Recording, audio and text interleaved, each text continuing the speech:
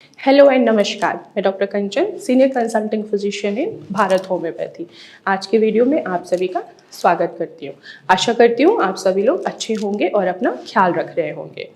आज के वीडियो में चलिए हम डिस्कस करने वाले हैं कि आप आखिर कैसे पता करें कि आपके फेफड़े ठीक हैं या नहीं हैं, अच्छे से काम कर रहे हैं या नहीं कर रहे हैं।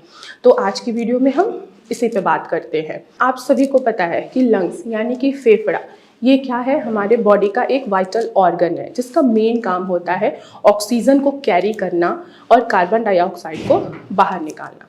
अगर आपके लंग्स में कोई भी प्रॉब्लम होगी यानी कि आपके फेफड़े में किसी भी तरीके की कोई भी परेशानी होगी तो लंग्स क्या होगा, ऑक्सीजन को कैरी नहीं कर पाएगा और कार्बन डाइऑक्साइड को बाहर नहीं निकाल पाएगा।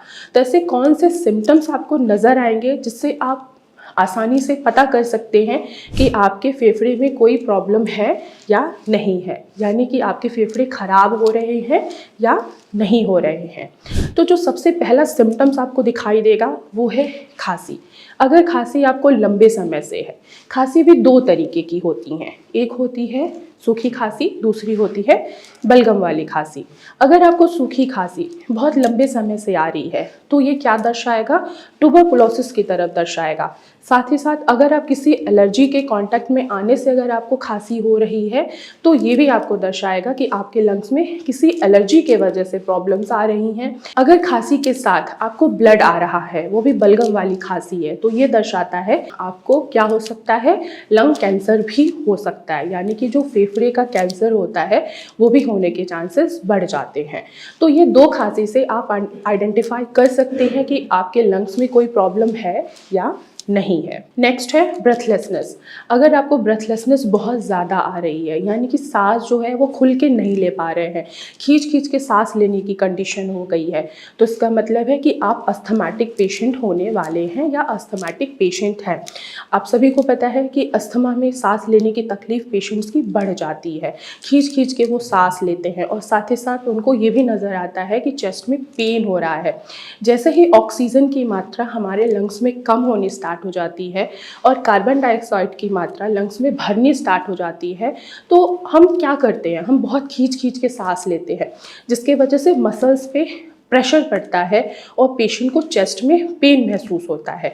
अगर ऐसे कोई सिम्टम्स आपको दिखाई दे रहे हैं तो आप ज़रूर ये समझ लीजिए कि आपके फेफड़े में कोई ना कोई प्रॉब्लम आ चुकी है, यानी कि आपका जो फेफड़ा है, आपका जो लंग्स है वो हेल्दी नहीं है, उसमें कोई प्रॉब्लम आ चुकी है जिसके लिए आपको प्रॉपर मेडिकेशन लेने की ज़रूरत पड़ती है। तीसरा रीज़न है चेस्ट में पेन होना।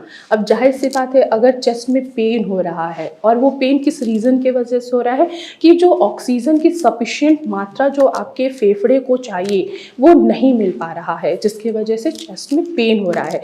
क्योंकि जब भी हमें सांस लेने की तकलीफ होती है तो हम बहुत खींच खींच के सांस लेते हैं, तो उसके वजह से मसल्स में क्या होता है, पेन होना स्टार्ट हो जाता है, वो बहुत ज़्यादा वीक हो जाते हैं, टायर्ड हो जाते हैं, जिसके वजह से पेशेंट को चेस्ट में पेन फील होता है। अगर हम पूरे समरी के ऊपर फोकस करें, यानी कि सांस लेने में तकलीफ आना, खांसी आना, बलगम बनना, चेस्ट में पेन होना, ये दर्शाता है कि आपके फेफड़े हैं वो हेल्दी नहीं है, वो अनहेल्दी होते जा रहे हैं। तो इसके लिए आपको क्या करना होता है, मेडिकेशन लेनी होती है, साथ ही साथ आपको कुछ गाइडलाइंस फॉलो करनी होती है, जैसे कि डाइट हो गया। डाइट में ऐसे कोई भी चीज़ें आपको कंज्यूम नहीं करने हैं जिससे आपका बलगम और सांस लेने की परेशानी आपकी बढ़ती जाए।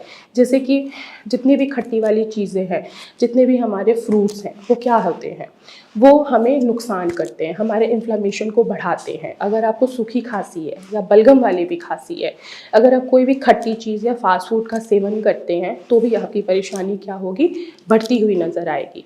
तो इन चीज़ों को आपको क्या करना है, अपने लाइफ से कट ऑफ करना है और अपने आप को हेल्दी रखना है। तो आज की वीडियो में बस इतना ही, फिर मैं मिलूँगी नेक्स्ट वीडियो में। तब तक के लिए धन्यवाद।